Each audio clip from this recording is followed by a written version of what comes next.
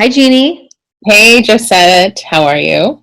I am looking forward to happy hour. Yes, it's 2, so we're 3 hours away from happy hour. But if we Uh, started before, nobody would know. that is true. Yeah. That's true. Previously recorded. Yeah. Um, hey guys, Josette and Jeannie here. We just wanted to do a quick little what we call Zoomcast. I don't know if that is a copyrighted word. I thought I made it up. You should trademark that, I Jeannie. should trademark that. And just share with our friends and family or anyone that wants to maybe learn some tips, hear some struggles that we're having and probably other people are having, and also just create a sense of community and resource for those around us. And more importantly, so many of us are jumping on Zoom, on FaceTime, or just call and text with very similar topics and questions. So we just thought, why not record it and share it with other people? So, Josette, let's talk about our first topic. Well, I do want to say before we jump right in, it's clear and it doesn't really need to be said, but this is a really kind of weird time for everybody, and a lot of people's lives are being affected by this pandemic. I think the people that I've been on Zoom calls with and who I've been in touch with, most people are doing okay. But we have to remember there's families out there that are not doing okay, whose maybe both parents have lost their jobs, so there's loss of income, even if one parent loses a job.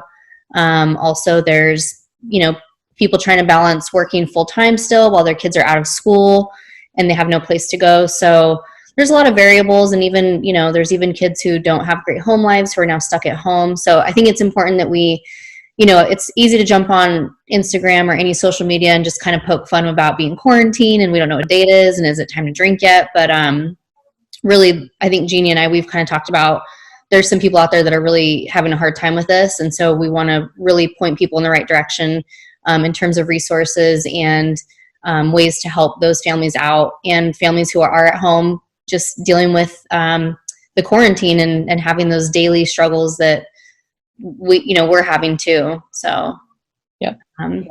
Absolutely. But yeah, in terms of, Jeannie and I were both moms. It's kind of cool because our kids vary in age. She has a toddler. I have an elementary school and 2 middle school age kids. So there's kind of a spectrum in terms of how to manage kids while running our business at home, while managing life that still kind of has to happen. So we're just going to throw out some things that we've used, some tools, some tips, some tricks. And I guess I'll start with what I have found that was really helpful is just making a schedule. And I'm not talking like, 8 a.m. is school time, 9 a.m. is snack time, 9:30 is back to school. It's just having some sort of outline of the day to know, like, okay, after lunch, let's go outside, or, let's have an hour of like no screen time where you guys can just, find stuff to do around the house or whatever it is. Just kind of having something to stick to, and then, by 5 o'clock or 4 o'clock, like do whatever you want. Just make yourself happy, keep yourself busy, help with dinner, help with chores. That's been really helpful. One really cool resource for my 5-year-old has been this website, and in the comments, we're going to attach links to all these things, but it's called Planning Playtime. And what I was able to do is print out worksheets for my 5-year-old, and it's kept him very busy, and they're all age appropriate, curriculum appropriate, activity worksheets, super easy, coloring, but includes numbers and tracing words and all that good stuff. So that I feel like, though he's not at school, he's getting something to stimulate his brain, and also in relation to what he's already learned, so he's not losing out. I think it's just like this guilt thing that I have of like him not being in school and he's going to get behind, but I'm sure everybody feels like that right now. So we're just we're in this together, right? Yeah, absolutely. No, that's a good point. I think schedule has been crucial, and I was very ambitious, like right after shelter in place. I think I sent it to you, like the schedule that I was going to allegedly stick to. And I was you're like, good for you. That's amazing. yeah, none of it has happened. But we do have a routine every day of that kind of, because Bill is still a toddler, that is structured around nap. So morning activities, afternoon activities. And my husband is kind of like that primary caretaker, which is incredible for me to allow to do what I do. But that's kept me on a schedule. Then it was like, okay, well, I can't screw around with this time because now he is being absorbed and taken away. So it is now my turn to focus and, stick to work, whether it's doing my engagement in social media, talking to clients that I have, currently, and just being present in business, but also in myself. And I think we had a mastermind this morning, and fasting has really helped me. The intermittent fasting has helped me kind of gain control over hours at home versus having 15 hours of hoarded snacks and all this food around that we usually don't have. And then now it's just like, okay, well, this is not in your scheduled time to eat those things. So that has helped me gain control of my time and food, which is one of my favorites. That. Like, so do you fast for, is it like a 12-hour thing or a 14-hour? I know some people go as like long as 18 hours. I know you kind of work up to that, but that's... Yeah, I'm doing a 16 to 17 hour. And it's a lot easier than it sounds, I think. Because for me, it's habitual and it's boredom. It's not necessarily hunger. I'm not necessarily a hungry person. I'm a bored person or just anxious. Like, okay, did that one task, time to go get a piece of salami and cheese, that kind of stuff. So an agent in our office recommended Zero, the app Zero. And so that just kind of like puts me on a timer. I stop at 6 or 7 is my hard stop PM. And then it goes either 11 or noon, depending on what time I stopped the night before. I'm only 4 days in, so I can't tell you that this is life-changing, but it at least has given me time back from time that I would have normally have been like, time for carrots and cheese, totally. Just to like, nah, you got to sit down, work. This is what that time is for. So that's one way that I'm using schedule to kind of work to my benefit for sure. And that's good. And you're also, it kind of bleeds into like the self-care, right? Yeah. It's like you're not, I know I'm eating like out of survival right now, but I'm also my youngest, Damien's workspace is on the kitchen counter. It's on the island. So I'm in the kitchen a majority of the day. And so it's so easy to sit there and snack and eat when you're not hungry. But I think it's great that you created that structure, but I think it's also self-care. Like you're taking care of yourself during this time of like craziness and chaos and, so. Yeah. Cause I right up until the shelter in place, I was actively going to the gym and doing Orange Theory and all these, big changes that I've been really kind of working towards over the last 12 months. So that was a big, almost like a depressing factor for me. Was I have a garage full of, a treadmill and a boxing and all these things, but that wasn't, it wasn't pleasurable for me, or it didn't bring me joy to do that. So then it was just kind of like a come to Jesus Sunday night. I was like, all right, if you're not going to commit to freaking boxing or running or whatever of these things, then you have to commit to one change this week. And so I'm just taking it week by week. Like, what is the one thing that I can really try to really work on versus little bits of everything, which is my usual MO is, what's it like, master of none, but master of none. Yeah. So, I could do a little bit of CrossFit and I could do a little bit of running and a little bit of this, but all of it is just average. So I'm like, I'm just going to take reins of this. And then if I feel like going back to running, or if I feel like going back to, my kettlebell, fantastic. But at least this is something that I'm going to really work on. And, I've had to, like yesterday, I just like walked away from the couch and I was like, I'm going to go take a bath. I'm going to go read. I just need to get out of here because it's like, without getting out of there. Yeah. I need to escape without actually escaping. Yeah, basically like I need to escape this, normal Netflix and eat stuff and just change my space. Yeah. Which is a whole new thing for us.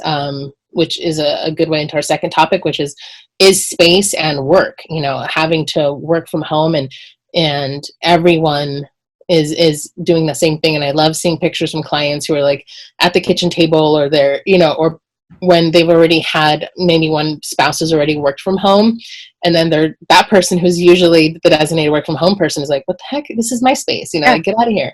And so they're like making their little makeshift office wherever. So I feel it's kind of cute to see couples kind of come into that together. Obviously, those couples that don't have kids, like, live it up, have those, lunches and whatever you're doing. But for the rest of us, like, I was just posting, like, if you don't have children, you literally can do anything you want right now. Like, if you're watching this, you can do anything you want, like anything. I was like, the other night, I was like, oh my gosh, like, the reality of, we can't just like take a nap or like sleep in or do like an online, like, it's like everything. I mean, our lives are centered around somebody else right now. But anyway, back to your point about the workspace. I haven't quite accomplished that space yet. I have. Mine is real organized. That's all Easter swag. And there's my lunch. That is all like boxes and boxes of Frisbees and tumblers and mailers and So. Oh gosh. I mean, at least you have that designated space. I've been pushed out by my family, like, as we've settled into our home, but it's kind of pushed my office space out. But all you need is a laptop, is the reality of it. So I can kind of work from anywhere in the home.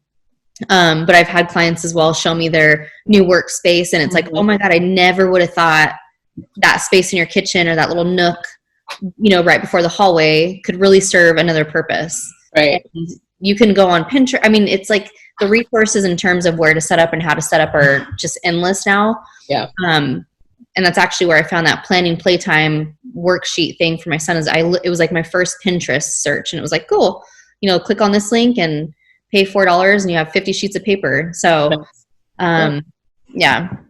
I think that's also going to change, for us in our career.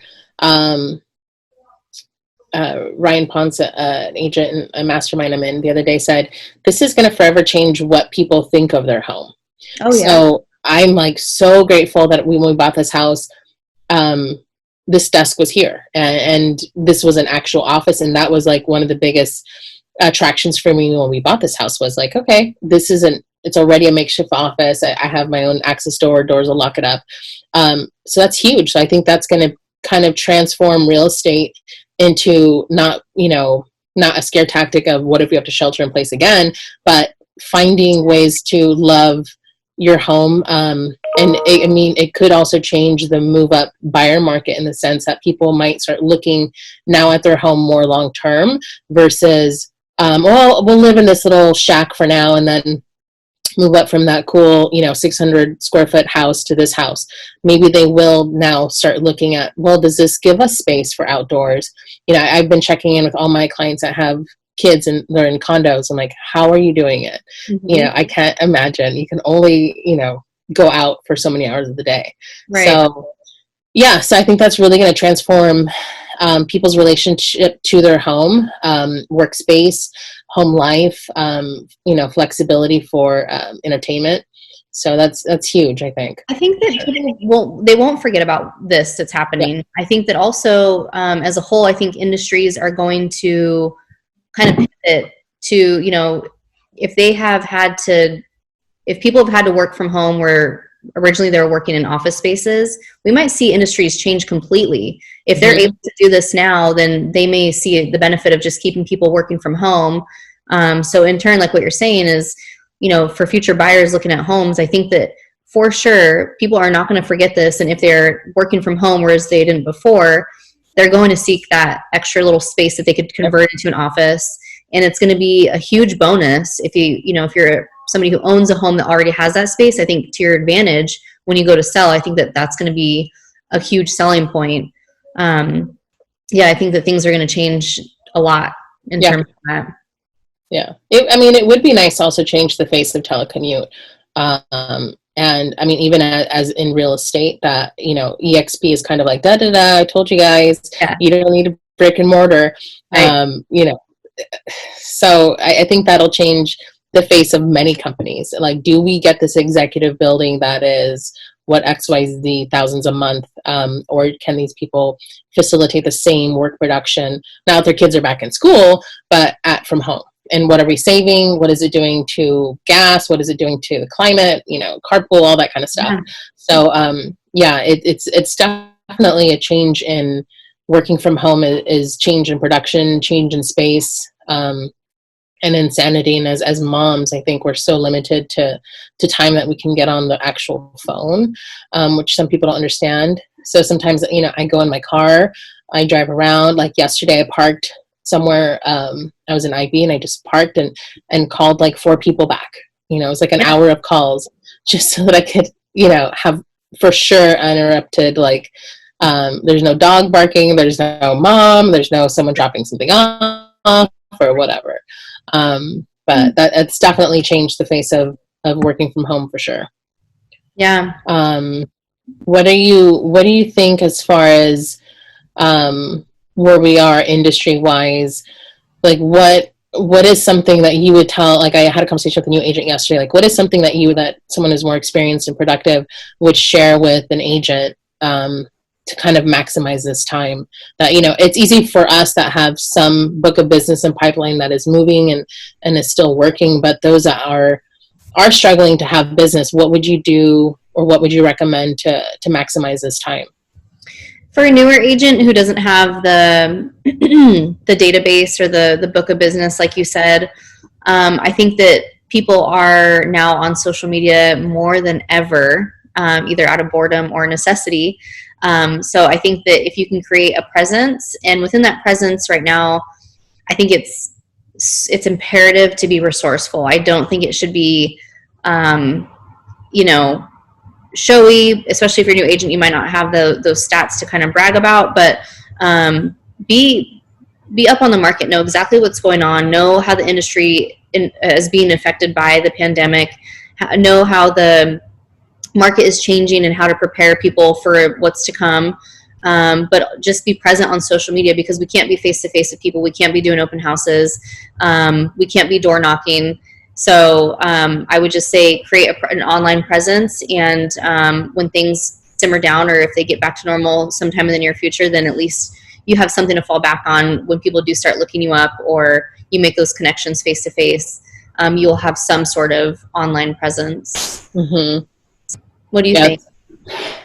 Yeah, agreed. I think this is a good time to really know the market. You know, when it's busy, you just like someone messages you an address and you go look at it. So this is the agent yesterday, was previously on a big team in North County, even though she grew up in a different neighborhood in San Diego. And I was like, just own it. Like, just own the neighborhood you came from, or the neighborhood you work in, regardless of how many agents are already doing business there. Like, I can confidently tell you who grew up on what street and what part of IB or Chula Vista, what schools feed what, or, you know, where to get your library card.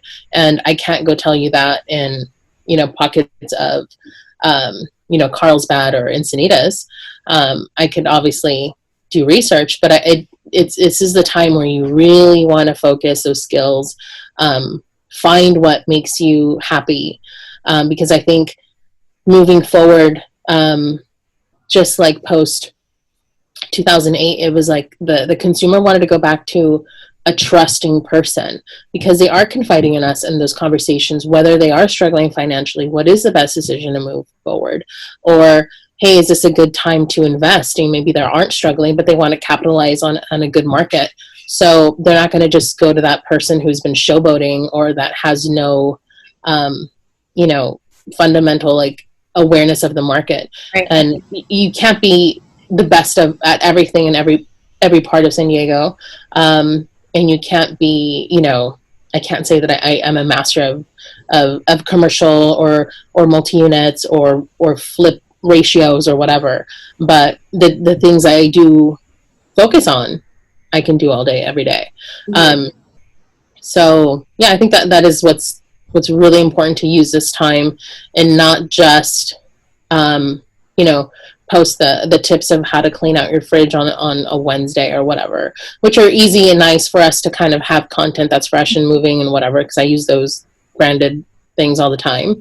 But really hone in those skills of knowing the market, you know, and then finding what are the things that you can still stick to. So this agent, so that she used to call NODs, which are notice of defaults, and she's like, but now I'm not on that team, so I'm not really doing it. I'm like, if you were good at it, do it. Like, that's one thing I've never been able to do. So hone in those skills, and now why not just keep that muscle practicing, because it could be longer, or it could be that it picks right back up and we haven't had that time to really to elevate those, to elevate that knowledge.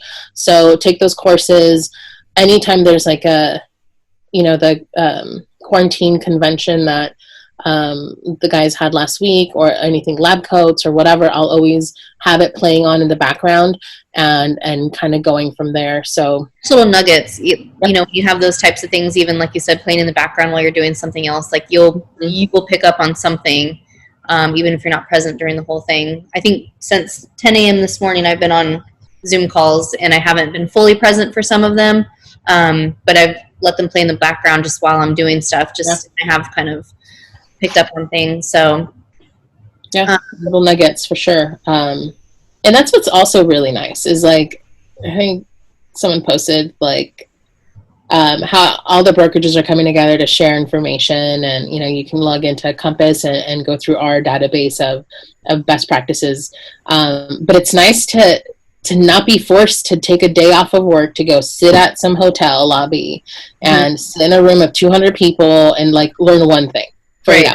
Versus just the one nugget that you paid, you know, $195 and subscribe to like some newsletter for a year. Like, this is it's so much more productive, because then you can hop in, hop out, get back to business, but also it brings like a sense of purpose and back to like the schedule. If it's on your schedule, then it makes you kind of like, okay, I've got this thing to do today, whether I'm not seeing a client, I have this, you know, being able to listen to this pitch for 2 hours for, or whatever. So, you know, I think, Robert Rifkin actually was on a Facebook Live with the American Dream TV show today, and I wasn't able to listen to all of it. However, he did mention that he kind of was talking about his day and how it starts, and that, you know, he'll be on calls or meetings.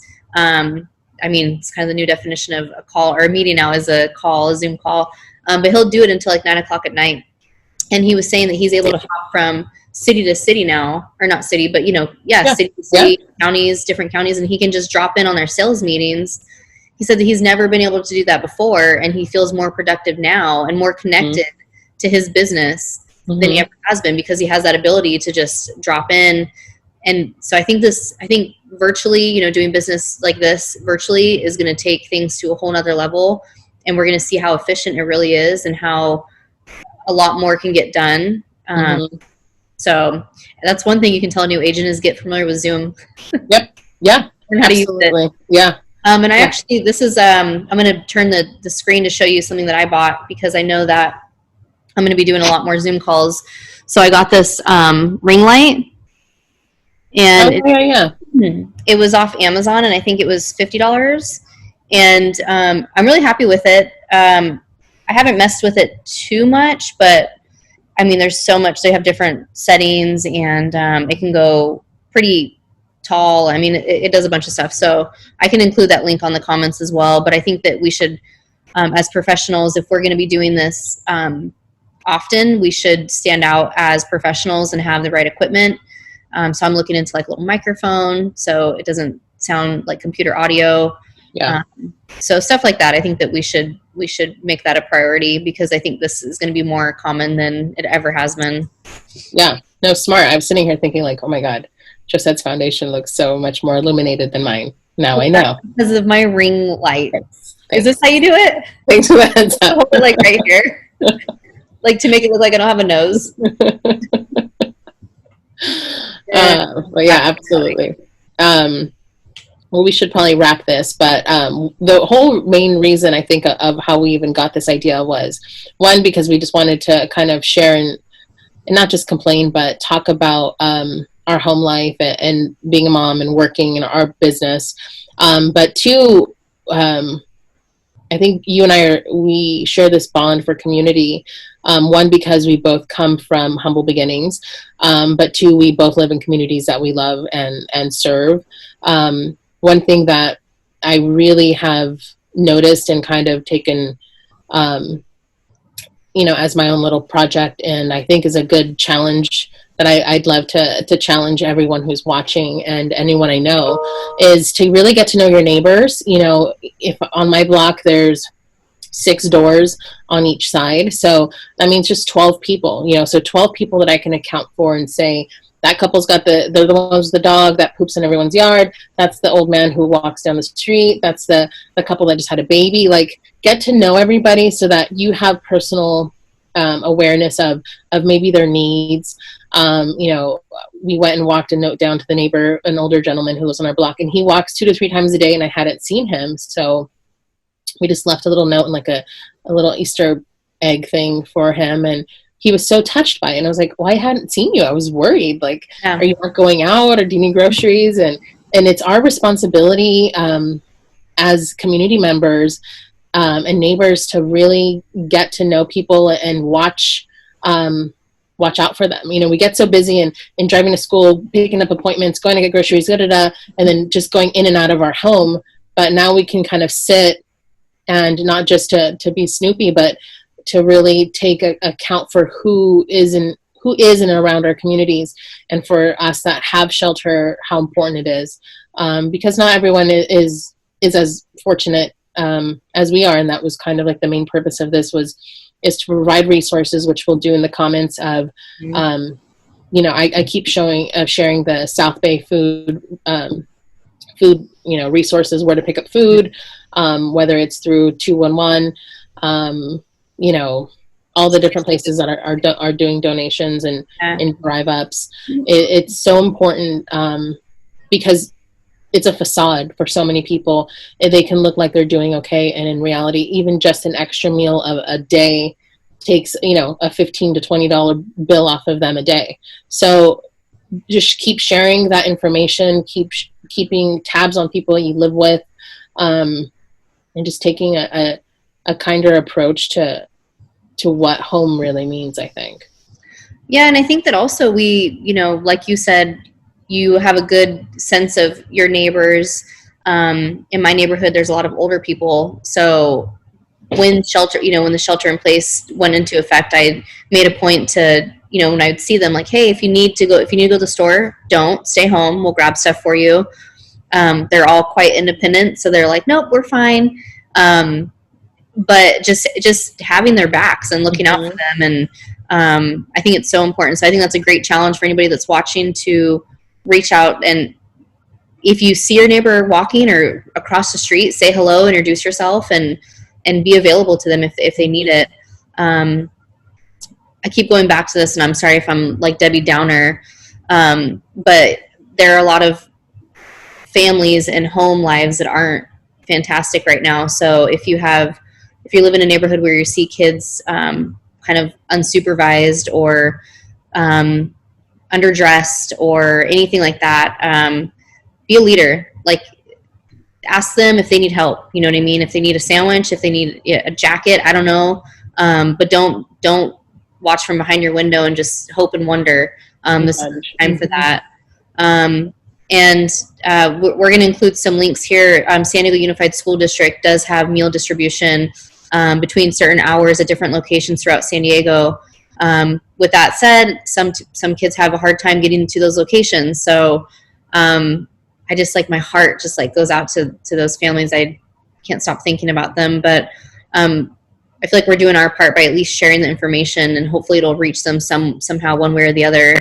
And if anyone who's watching knows of a family specifically that can benefit from either, a bus pass, a Costco gift card or Safeway gift card, just reach out to us. And we have access to to sharing from ourselves, or also opening it to other people that maybe do want to contribute.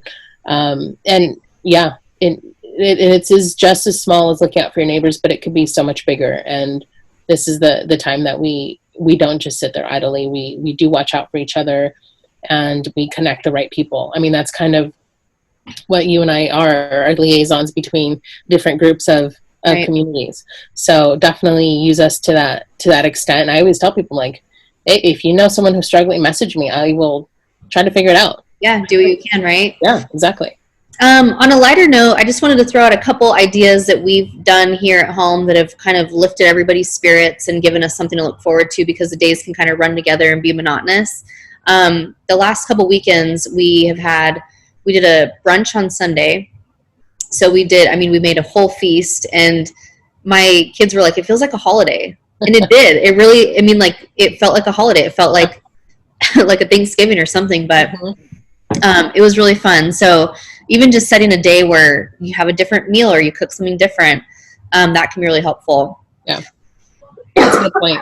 I think for Easter, we're going to totally just make it like English lunch, and I'm going to do like cucumber sandwich. Some water. Yeah. So for Easter, Easter's actually my favorite holiday, which makes me sad that I can't be with my mom and everyone and go to church and, hide eggs and all of that stuff. So we're actually going to keep it low key and very true to, my husband's side of the family, which is very small. So we're going to just do like English little lunch and cucumber sandwiches, and I don't know. Who knows? Maybe I'll make like burgundy or something, huh? Mimosas. Yeah, mimosas. Yeah, hide eggs, and it's been interesting. It'll be different, but it'll be good because we're all in good health, and that's all we wish for everyone who's watching and everyone that we know.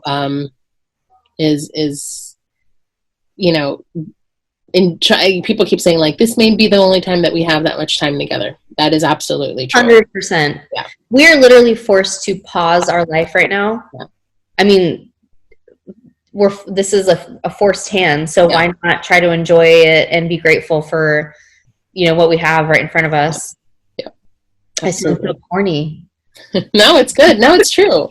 It's really true. And it's a good reminder for all of us, just to sit back and enjoy it. And I just can't wait for it to get sunnier so that I can at least work on like my base tan.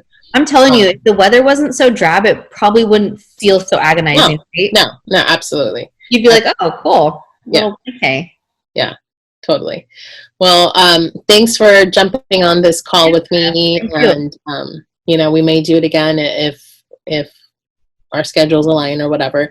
And, yeah.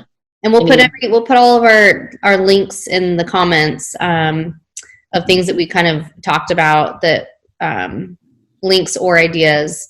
So hopefully you guys can benefit from that. But thanks, Jeannie, and happy Easter to everybody watching. Yeah, happy Easter. Have a wonderful, wonderful day, you guys. Okay, bye. Bye.